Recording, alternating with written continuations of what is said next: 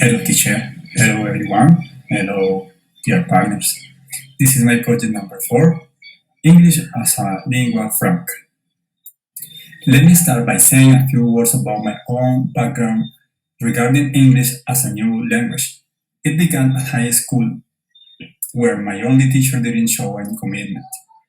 He repeated the same repertoire every year, so I felt stuck.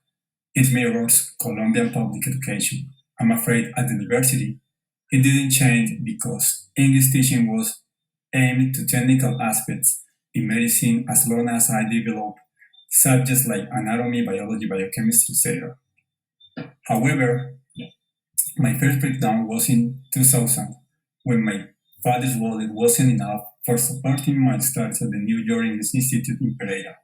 Next, after I finished my medical studies and became a doctor while I was living in Cartago, I paid off 30% of an English course that I was never able to finish due to the fact that I passed the entrance exam for internal medicine in the Universidad del Valle.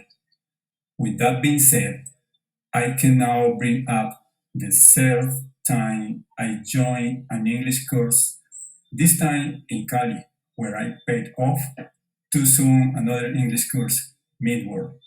But sooner rather than later, I gave up because I was too lazy to attend class and didn't want to waste more time.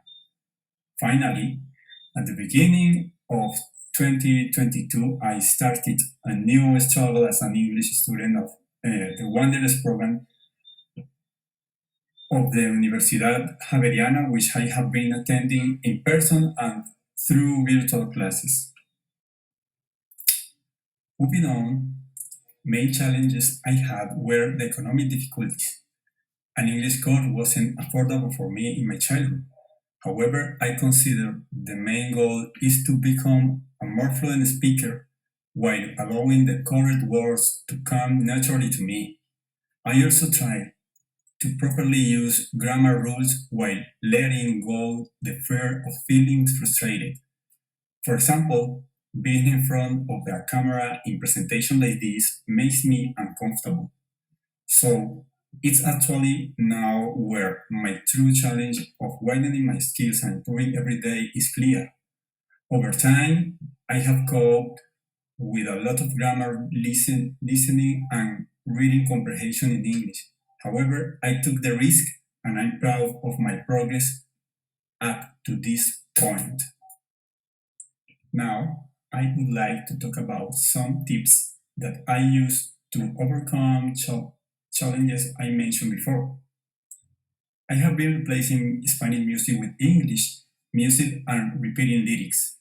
In addition, I listen to podcasts on Spotify and watch teacher videos on YouTube, which help increase my comprehension about grammar and listening.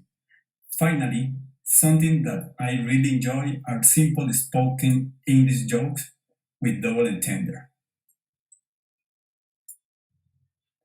The next part of my lecture is my smattering of cultural awareness about Brazil.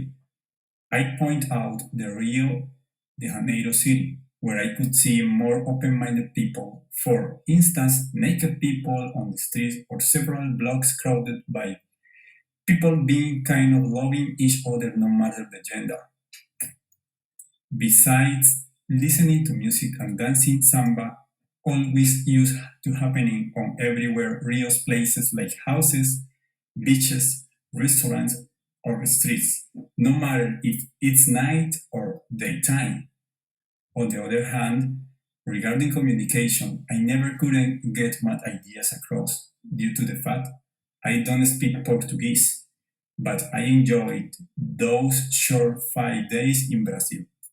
And finally, to conclude, this is my quote: Strength lies in differences, not in similarities, by Stephen Covey. It means understanding that each individual is unique and recognizing individual differences. It's about understanding each other and moving beyond simple tolerance to embracing and celebrating the rich dimensions of diversity contained within each individual. And thank you very much, teacher. Have a nice night.